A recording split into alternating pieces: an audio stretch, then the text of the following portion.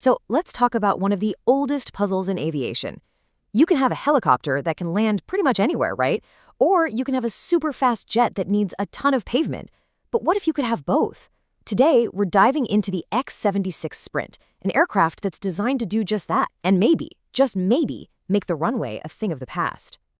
You know, for as long as we've been flying, designers have had to make a choice. Do we build for vertical lift? That gives you amazing flexibility, letting you operate from basically anywhere. Or do you go for pure high-subsonic speed, which, change you to a long, perfectly paved runway?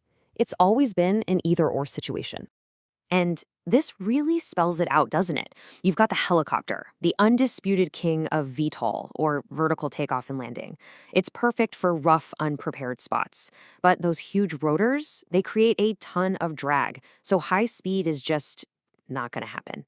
Then you have the jet. Sleek, fast, super efficient, but it's completely dependent on infrastructure. It needs thousands of feet of runway just to get off the ground. Okay, so here's our game plan. We'll start with that classic helicopter jet dilemma. Then we'll introduce the X-76 Sprint and get into its incredible stop, fold, fly sequence. After that, we'll look at why this is such a big deal, how they're proving the concept actually works, and what this all could mean for the future of flight. So how do you finally solve that age-old problem? Well, you don't just tweak an old design, you invent a whole new kind of aircraft. And that's where our hero comes in, the X-76 Sprint. The X-76 is the real deal. It's the official demonstrator for a program run by DARPA and U.S. Special Operations Command, or SOCOM. And the program's name, Sprint, literally says it all: speed and runway-independent technologies. The whole point is to build a proof of concept that finally delivers high-speed flight without needing a runway. No more compromises. And the secret sauce? The one piece of tech that makes this whole thing possible? It comes from Bell Textron, and it's called the stop/fold rotor. This is what allows the X-76 to literally transform itself from one type of aircraft to another, right in the middle of a flight. All right, so let's get into the nitty-gritty. How does this thing pull off its magic trick? It's not just one thing, it's a perfectly choreographed 4-stage sequence that makes it all happen. Okay, check this out. First, it lifts off vertically, just like a helicopter, using its tilting rotors. It can do this from pretty much anywhere. Second, it starts moving forward, flying like a regular propeller plane to build up speed. Then comes the really wild part. The rotors feather to cut down on air resistance, come to a complete stop, and then fold away neatly into the aircraft's engine pods. And finally, with those rotors all tucked away, integrated jet engines fire up, and bam, it's a sleek, fast aircraft pushed forward by pure jet power. So yeah, it's a brilliant piece of engineering for sure, but why does it really matter? Well, because this transformation unlocks a kind of performance that was just impossible before. We're talking about a whole new category of aircraft here. Once those rotors are gone and the jets kick in, the X-76 is gunning for 450 knots. To put that in perspective, that's over 500 miles per hour. That's not helicopter speed. That's not even close. That's pure, conventional jet aircraft speed. And get this tech isn't just for small experimental planes. It's been designed from day one to be scalable.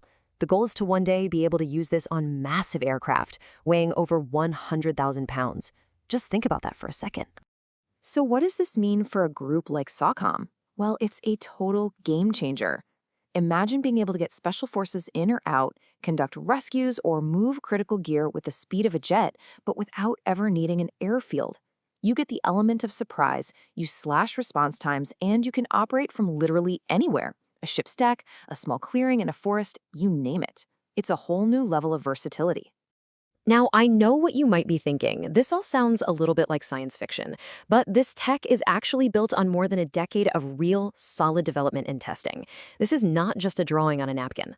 Bell has already put this stuff through its paces. They've done ground tests at Alleman Air Force Base where they've successfully shown the folding rotor and the jet engine working together. Plus, they've done a ton of wind tunnel testing to make sure the aircraft is stable and controllable during that make-or-break moment when it transforms from prop to jet. And this whole project has some serious momentum behind it. After Bell spent over 10 years developing the core technology on their own, they were officially picked in 2025 to build the X-76. Right now, the program is in what's called Phase 2, which is all about detailed design and actually building the thing. But the big date to circle on your calendar is 2028. That's when Phase 3 is supposed to kick off, and we'll see this thing actually fly. So, where is all of this headed? What can we expect to see down the road? And what could this mean for aviation as a whole, for both the military and maybe even civilian use one day? This quote just nails it. The entire mission here is to finally break that old trade-off. It's about delivering an aircraft that has the incredible speed of a jet and the total go-anywhere freedom of a helicopter. So here's the bottom line. We're not talking about some far-off future fantasy. The timeline says that by 2028, we could actually see an aircraft lift straight up off the ground, accelerate, fold its rotors away, and then just streak across the sky at over 500 miles an hour. That is the moment we are all waiting to see. And that really leaves us with one last big question. If you can successfully combine the best parts of a helicopter and a jet into one single scalable aircraft, what does that do to the future of flight? Could this technology actually signal the beginning of the end for the runway as we know it?